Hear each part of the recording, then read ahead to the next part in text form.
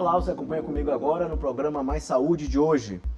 O Maranhão registra mais de 20 mil casos de HIV nos últimos 10 anos. No quadro Fala Doutor, as dúvidas sobre o câncer de pele, em alusão à campanha Dezembro Laranja. E também uma reportagem sobre os cuidados com a pele. E ainda do quadro Vacina Sim, fique por dentro dos locais para aplicação da vacina contra a gripe. E mais, uma reportagem sobre os cuidados com a corrida de rua. No estúdio, uma entrevista com a coordenadora do programa Farmácia Viva da Secretaria de Estado da Saúde, Kaline Bezerra. Eu sou Ismael Gama e o programa Mais Saúde está no ar.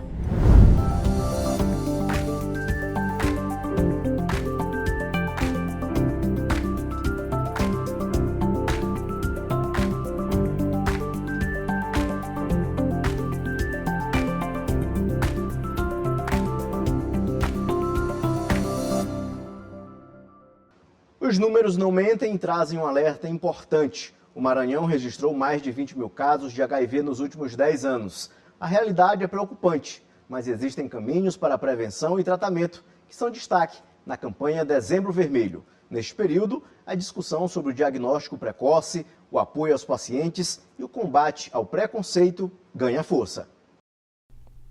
Os dados revelam uma tendência de crescimento. No Maranhão, de 2014 a outubro de 2024, foram notificados 20.154 casos de HIV, sendo 13.380 em homens e 6.878 em mulheres, de acordo com o Sistema de Informação de Agravos de Notificação, reforçando a necessidade de ações preventivas. A campanha Dezembro Vermelho ajuda a conscientizar sobre a prevenção e tratamento, além de quebrar tabus. As formas de transmissão do HIV são claras também. A doença é transmitida por relação sexual, por contato com sangue e outros imunobiológicos ou derivados de sangue, e da mãe contaminada para o filho. São essas três formas de transmissão, são claras, e a gente, fazendo as medidas de prevenção, a gente evita a contaminação e evita a infecção. Não existe transmissão pelo aperto de mão, pelo abraço, por sentar no mesmo ônibus, por formiga, por picada de inseto. Não existe transmissão, essa forma não existe, não se transmite dessa maneira. É importante que as pessoas entendam, porque as pessoas vivendo com HIV/AIDS, cada vez é um número maior, elas precisam também ter um convívio, e esse convívio é importante, então sem discriminação. Para que eu não discrimine, eu preciso conhecer quais são as formas de contaminação, isso é fundamental. O tratamento é gratuito nas unidades de saúde, assim como os testes rápidos que podem ajudar no diagnóstico precoce. E a camisinha também está entre as principais formas de prevenção. Para os pacientes, hoje é possível estar em tratamento com qualidade de vida. O apoio de pessoas próximas também ajuda. A pessoa ela já está sob uma culpa muito forte, né? Ela já está se autopunindo muitas vezes. Ela não precisa que ninguém venha apontar o dedo. Pelo contrário, ela precisa de acolhimento, ela precisa de cuidados, né? E a família ela também passa por um impacto, ela precisa ser acolhida também pela equipe de saúde.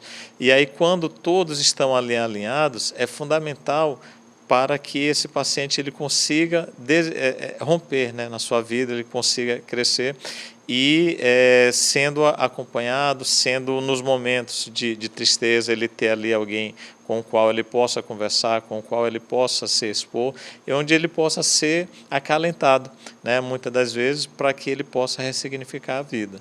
Nesse papel de suporte, a Casa Acolher em São Luís tem abraçado muitos pacientes em tratamento, como esta mulher que preferiu não se identificar. Ela tem 72 anos e há 18 descobriu que estava com AIDS. Passou por momentos de depressão e se viu sozinha, até ser acolhida pela instituição. Mas ainda tem medo do preconceito. Nem me procuraram se eu tinha me lembrado de um exame que eu fiz. Esse era normal. Aí foi que eu fui me lembrar, então esse exame foi que deu o diagnóstico pra mim, entendeu? Aí eu vim, me internei, me trouxeram, eu chorei, passei uma noite e uma tarde chorando, de tarde, me sedaram, porque eu estava chorando demais. Eu queria me jogar da janela, eu fiquei muito depressiva. Quando eu comecei a ver o tratamento, quando eu chegar na porta do hospital, eu não queria entrar. Aí um dia eu conheci aqui a Casa Acolher, o intermédio do rapaz que tira sangue. e eu vim pra cá. Quando eu cheguei, parecia que já me conhecia. Começou, não é só comigo, é com todos. Eles conversam, procuram psicólogo pra gente, dá aquele carinho, dá aquele amor que às vezes a família não dá. Em 6 anos, a Casa Acolher na Jordoa já auxiliou mais de 21 mil pacientes. Hoje, a média mensal é de 700 pessoas.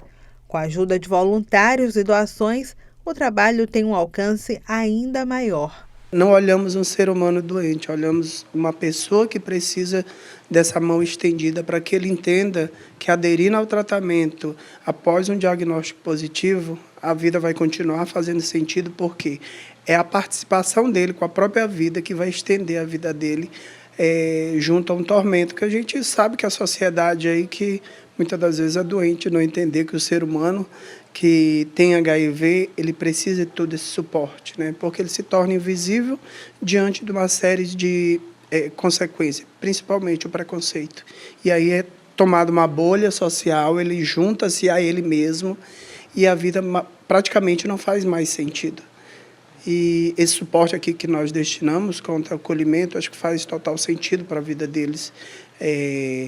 Tanto encorajamento, como emocionalmente, tudo isso é trabalhado para que ele entenda que daqui para frente, após um diagnóstico positivo, ele pode ter dias melhores. No nosso quadro Fala Doutor de hoje, vamos abordar sobre o câncer de pele na campanha de conscientização Dezembro Laranja. E quem vai tirar as dúvidas da população é o médico dermatologista Eduardo Lago.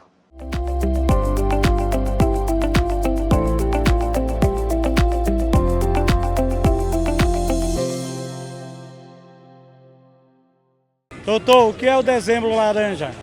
Dezembro Laranja é um mês que a gente procurou, já há bastante tempo, divulgar a importância do câncer de pele hoje para a nossa saúde, o quanto é importante a gente estar se prevenindo, o quanto o câncer de pele é grave, o quanto ele é frequente. É o câncer mais frequente que a gente tem, é o câncer de pele, e que a gente consegue diminuir enormemente essa quantidade se a gente conseguir se prevenir da exposição ao sol. A radiação ultravioleta é o principal responsável pelo câncer de pele.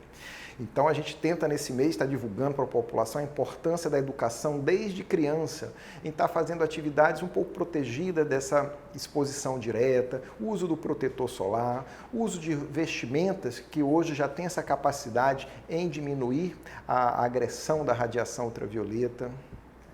Doutor, como é que eu posso prevenir o câncer de pele? Isso, além desse cuidado, de não estar fazendo essa exposição, ainda mais naquele horário muito perto do meio-dia.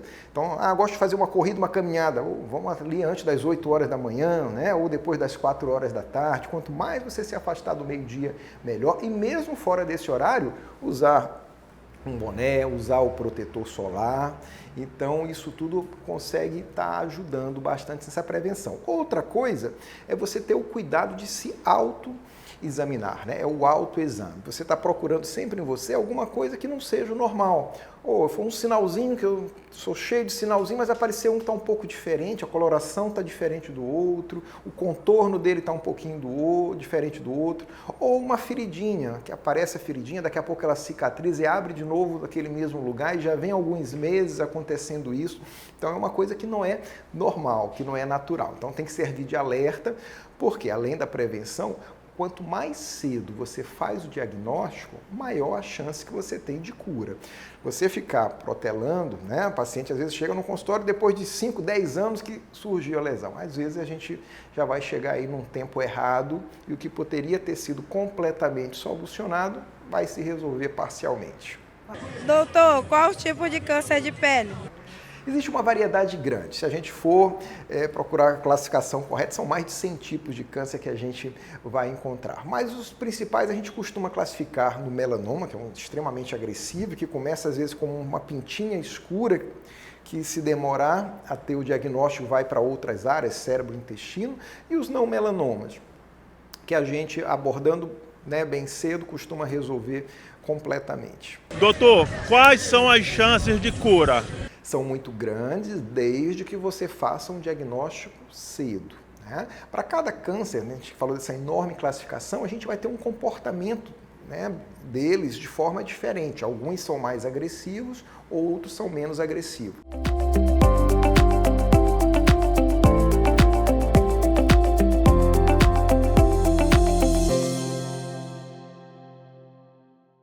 É no mês de dezembro que uma importante campanha ganha destaque no calendário de saúde. O Dezembro Laranja chama a atenção para o câncer de pele, o mais frequente entre os brasileiros. A prevenção começa com cuidados simples, como o uso do protetor solar, mas exige atenção redobrada.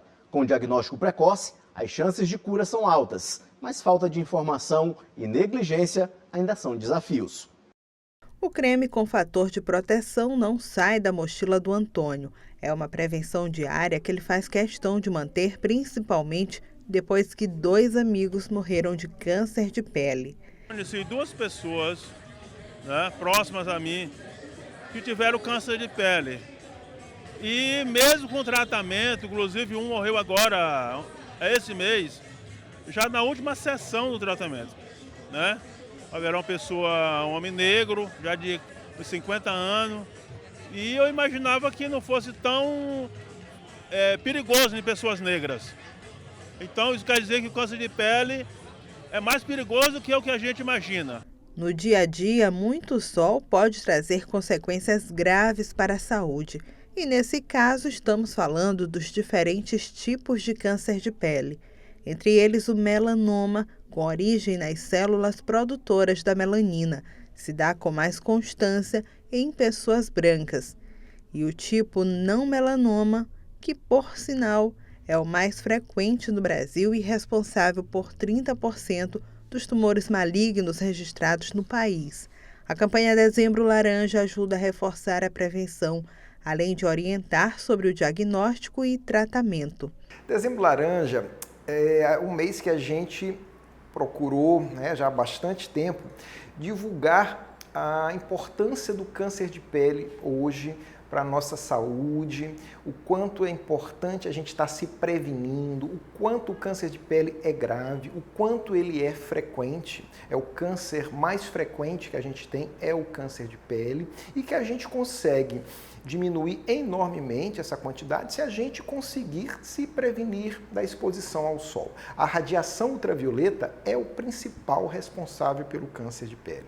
Então a gente tenta nesse mês estar divulgando para a população a importância da educação desde criança, em estar fazendo atividades um pouco protegidas dessa exposição direta, o uso do protetor solar, o uso de vestimentas que hoje já tem essa capacidade em diminuir a agressão da radiação ultravioleta.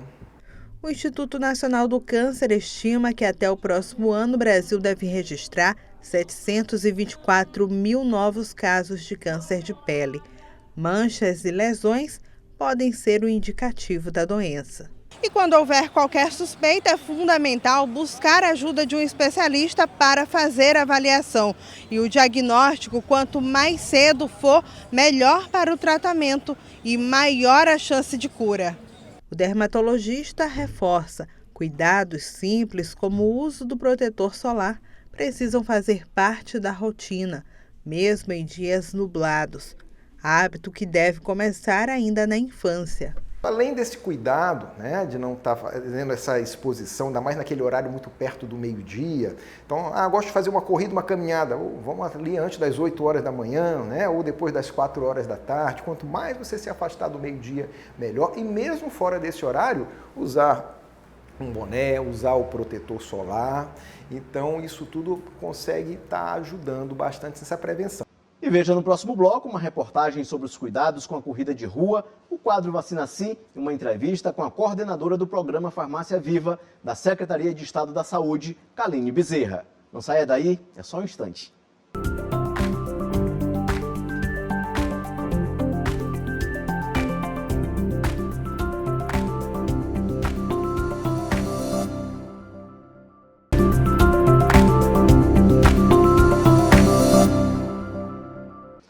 Acompanhe agora os locais das principais unidades de saúde que a vacina contra a gripe está disponível, no nosso quadro Vacina Sim.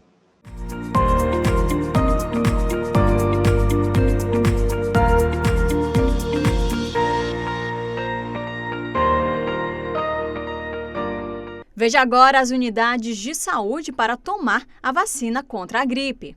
Centro de Saúde Amar, Centro de Saúde Liberdade, Centro de Saúde São Francisco, Centro de Saúde Turu, Centro de Saúde Coab Anil, Genésio Ramos Filho, Dr. José Carlos Macieira, Clodomir Pinheiro Costa, Vila Nova, Centro de Saúde São Cristóvão, Centro de Saúde Fabriciana Moraes, Centro de Saúde Santa Bárbara e Centro de Saúde Antônio Carlos Reis. E veja também o público-alvo da vacina contra a gripe. Crianças de 6 meses a menores de 6 anos de idade, pessoas a partir de 60 anos, gestantes e puérperas, povos indígenas, trabalhadores da saúde, professores das escolas públicas e privadas, adolescentes menores de 18 anos sob medidas socioeducativas, população privada de liberdade com 18 anos ou mais, funcionários do sistema prisional, pessoas com doenças crônicas não transmissíveis e outras condições clínicas especiais, quilombolas, pessoas com deficiência permanente a partir dos 12 anos de idade, profissionais das forças de segurança e salvamento e das Forças Armadas, pessoas em situação de rua e caminhoneiros, trabalhadores de transporte coletivo rodoviário, de passageiros urbanos e de longo curso e trabalhadores portuários. Esse foi o quadro Vacina Sim.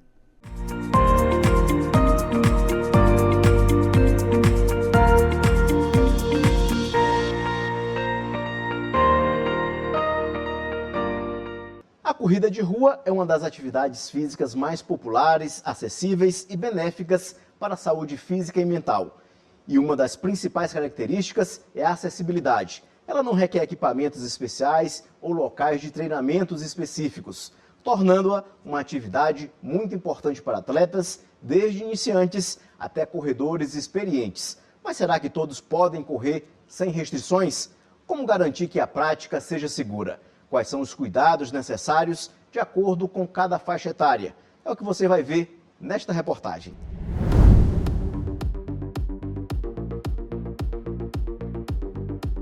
Rosiane pratica a corrida há 2 anos, inicialmente com o objetivo de emagrecer, sem sucesso, o que a levou a buscar a orientação de um especialista para ajudar a sua rotina de treinos. Desde que eu entrei aqui, eu vi que eu tive resultado, porque eu sempre fiz corrida e corria só e tal, mas nunca tive o que eu queria, que era emagrecer, que eu era muito gordinha.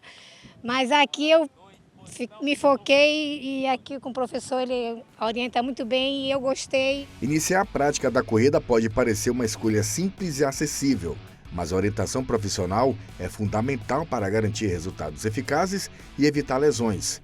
Esse grupo recebe o acompanhamento de um profissional, que ajusta o treinamento às necessidades individuais, ajudando a evitar erros comuns que podem comprometer a saúde e os objetivos a longo prazo. Primeiramente, a pessoa tem que buscar uma orientação profissional, apesar de ser um esporte democrático, um esporte de fácil acesso. Ela tem, assim como qualquer esporte, ela tem que buscar uma orientação profissional para a corrida também, já que tende a crescer bastante daqui para frente.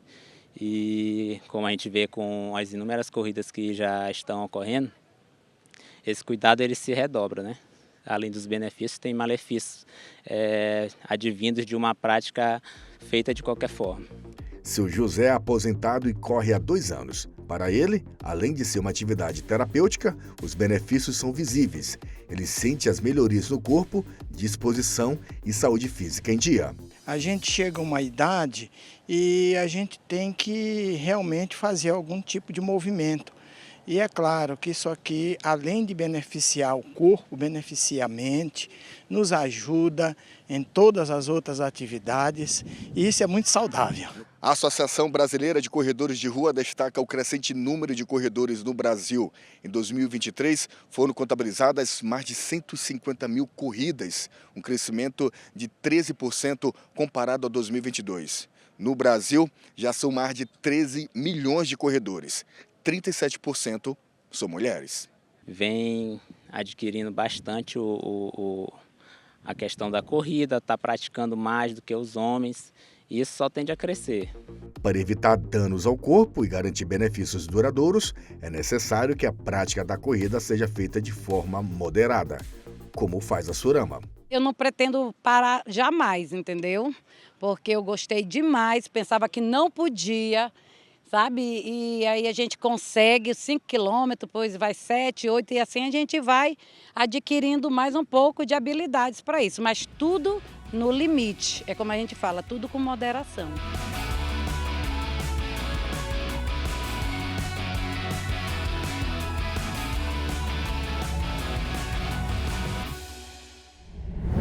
No programa de hoje, nós vamos falar sobre o programa Farmácia Viva da Secretaria de Estado da Saúde. O projeto, que foi implantado no Maranhão em 2016, já alcançou mais de 180 municípios e tem ganhado destaque no Brasil, promovendo o uso terapêutico de plantas medicinais. Eu vou falar agora com a Kaline Bezerra, que é a coordenadora do programa.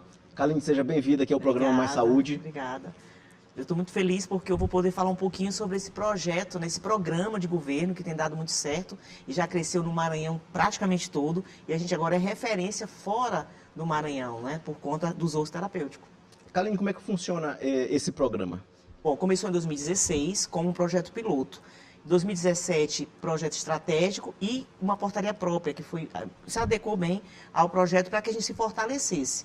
E hoje é um programa de governo, né, onde a gente já está em mais de 180 municípios, com capacitação e com a inovação de prescrição de fitoterápicos e plantas medicinais feita pelos profissionais. E como é que é feito o catálogo desse material, dessas plantas, para serem usadas com uso terapêutico, por exemplo? Bom, cada região tem a doença mais predominante, diabetes, hipertensão, né, muitas verminoses, então a gente vai trabalhar plantas específicas que já tem nessa região, até para ficar mais fácil, porque para a gente pegar essas mudas daqui de São Luís ou de um outro município para levar, não resiste à temperatura, ao deslocamento, então a gente aproveita a planta que já tem lá e dá muito certo. E como é que é feita a capacitação dessas pessoas nessas cidades? São mais de 180 até agora, o Maranhão tem 217 municípios, ainda não, todos os municípios não foram alcançados, mas o que tem sido feito? Como é que é esse trabalho de vocês? Agora a gente vai trabalhar mais com essa parte das regionais, para entender como está acontecendo, para monitorar melhor esses municípios,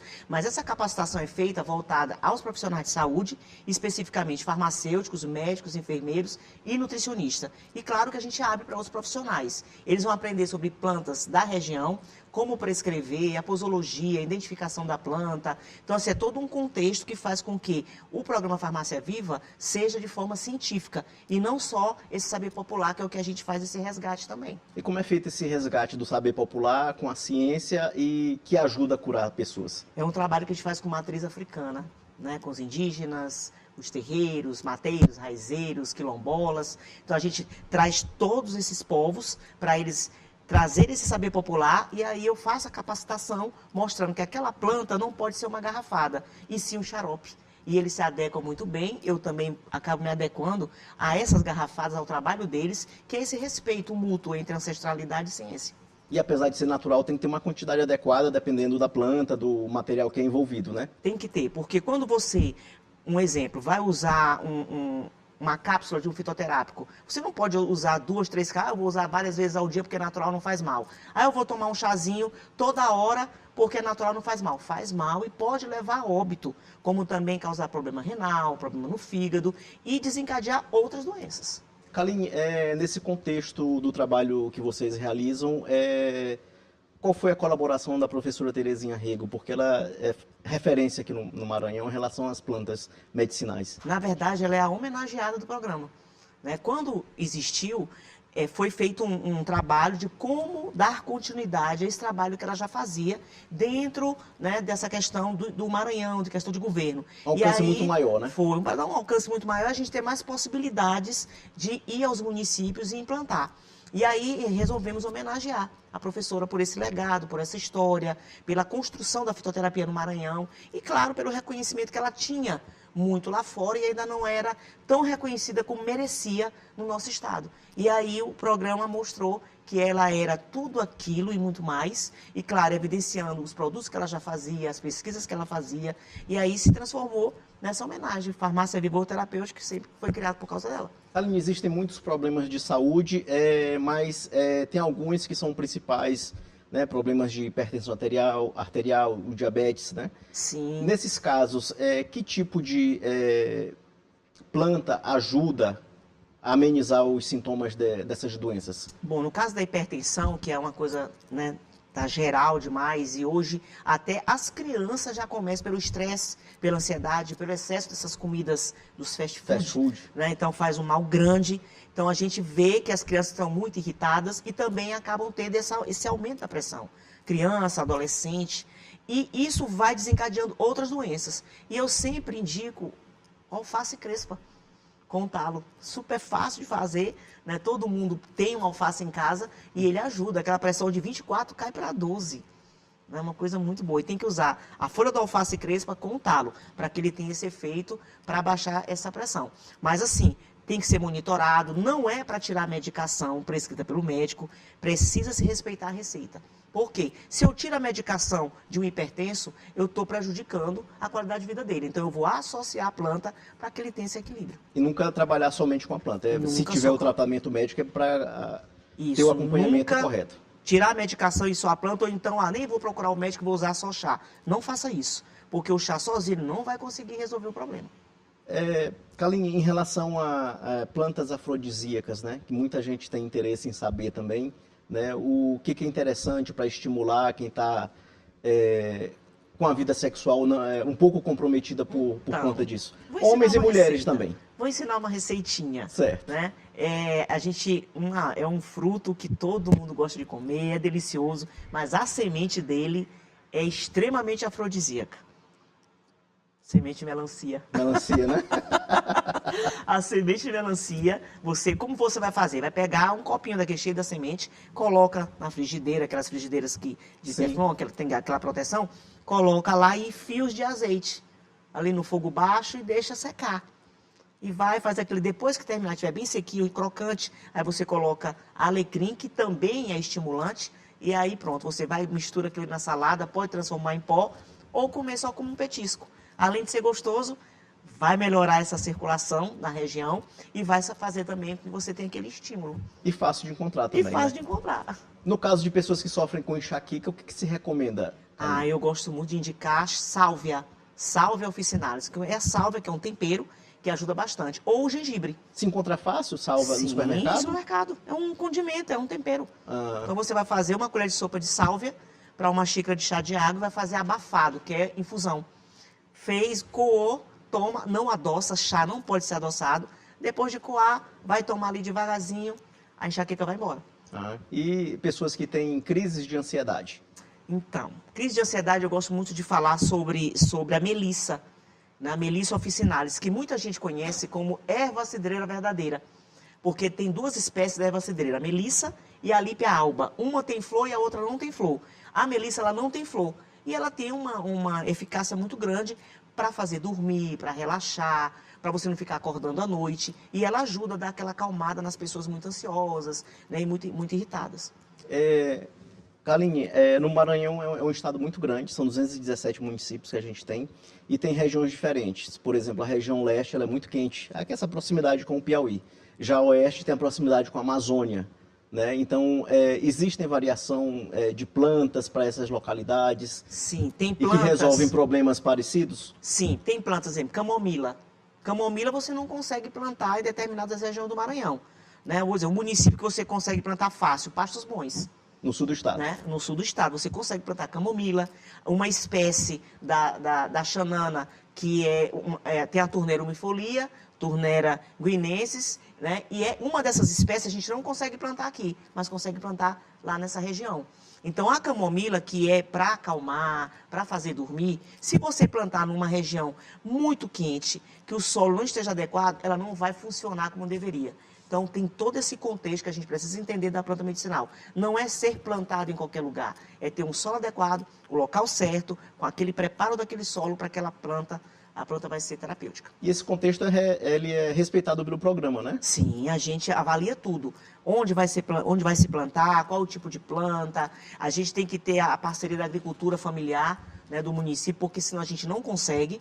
né? Tem que ter a pessoa para identificar a planta junto com a gente, tem que ter identificação, colocou a mudinha, já tem que estar identificado o nome comum e o nome científico. Porque aí quando for coletar, você vai saber que planta está ali, para que ela vai servir. Muita gente tem em casa, planta o boldo, né? Sim. Hortelã. Para que serve tanto? Tem vários tipos de boldo. Boldo da folha grossa, aquele maiorzinho, tem um boldinho e tem um boldo do Chile. Eu sempre digo que boldo do Chile você não planta aqui, você vai encontrar no Chile, né? Então, assim, o boldo comum, o boldinho, é o que eu mais gosto de indicar. Que é aquele menorzinho, né? da folha menor? Menorzinho, que ele ajuda também nas verminoses, mas é uma planta anticoagulante. Então, ela é muito eficaz quando você tem uma circulação ruim, não é só para problema de fígado, né? As pessoas se enganam muito achando que boldo é só para isso. Estômago também? Estômago, não. O boldo, ele é bom para circulação, ele ajuda naquelas dores cansadas das varizes, é muito bom como anticoagulante. Vai ajudar também em caso de problemas hepáticos, dor de barriga, né? Vai ajudar também na cólica menstrual. Então, tem muita eficiência para vários casos, né? Então, já tem a folha de louro, que tem quase a mesma função do boldo. Mas a folha de louro, ela é menos tóxica e não é tão agressiva quanto o boldo usado em excesso. E no caso do louro, ele vai servir para mais coisas, inclusive TPM e climatério. E no caso do boldo, tem que saber a quantidade certa também, também, né? né? Não O pode boldinho, 2 folhas para uma xícara. E as pessoas por fazem dia ou... Você, dependendo do problema. E tem que ter orientação do profissional. Porque senão vai tomar inadequado e vai ter problema renal, problema no fígado. E aí depois vai culpar quem indicou, né? E na verdade é o excesso dessa planta que faz prejudicar. Por falar em problema renal, né? Recentemente eu fiz cirurgias para retirar cálculo renal. Não tive crises fortes, né? Só a partir da segunda cirurgia. No caso do cálculo renal, o que se recomenda depois de ser feita a avaliação médica e estar tomando a medicação indicada pelo profissional? Eu indico fazer o chá do caroço do abacate. Maravilhoso, um antisséptico maravilhoso, né? A uretra vai ficar bem, vai dar tudo certo, vai ficar a coloração da urina normal. Você vai evitar até de uma passagem, né, dessas pedras que muita gente fica tendo depois. Então a gente tem só que entender que a quantidade, você vai pegar o caroço, lava bem lavadinho, corta em pequenos pedaços e a medida vai ser uma colher de sopa para 2 xícaras de chá de água. Vai fazer a fervura, que é o decópito, por no máximo 5 minutos, coa e vai tomar de 8 em 8 horas. Sempre fazendo um chá novo e não ficar renovando aquele chá. Faz um chá agora, terminou, faz novamente, de 8 em 8 horas, 3 vezes ao dia. E pronto, vai ficar ótimo. Kaline, em relação ao programa, já funciona desde 2016, qual a avaliação que vocês fazem do alcance e da saúde do maranhense nesse período, aprendendo mais sobre as plantas? Na verdade, o programa Farmácia Viva, de 2 anos para cá, a gente percebe um crescimento muito maior de visibilidade, não só no Maranhão, mas a gente chegou a ser reconhecido no Brasil, né, em alguns países. Por quê? Por conta desse trabalho de cuidar das pessoas mais carentes. Dessa liberdade de ir e vir nos povoados, de atender nas regiões de matriz africana, poder levar um conhecimento, né, científico, agregando ao ancestral. Então, isso tudo fortaleceu o nosso trabalho. Tanto que eu faço parte, sou membro fundadora dos Farmácias Vivas do Brasil, de uma associação onde todos são por editais, menos o nosso, que é do Maranhão, quase todos, né? Então, o nosso é o único que é o ortoterapêutico. E foi criado uma PL onde vai beneficiar os ortoterapeutas do Maranhão. Então, já está no Congresso, se der tudo certo, a gente vai ter uma lei que vai nos amparar e fazer com que os ortoterapeutas do Maranhão fiquem ainda mais fortes do que já está. Kaline, a gente está chegando ao fim da nossa entrevista. Me diga uma coisa, qual a mensagem você deixa para os maranhenses que estão assistindo esse programa, outras pessoas também, em relação às plantas medicinais? Usem as plantas medicinais, mas com cautela. Chá não é chazinho, não é brincadeira. Você precisa entender que o chá ele é terapêutico, mas ele pode ser um veneno quando usa na dose errada, a planta errada e com várias plantas juntas. Kaline, obrigado pela entrevista. Seja sempre muito bem-vinda aqui na TV Assembleia. Esse foi o nosso programa Mais Saúde de hoje. Para você, um bom início de semana e a gente se encontra no próximo domingo, às 9 da manhã. Até lá!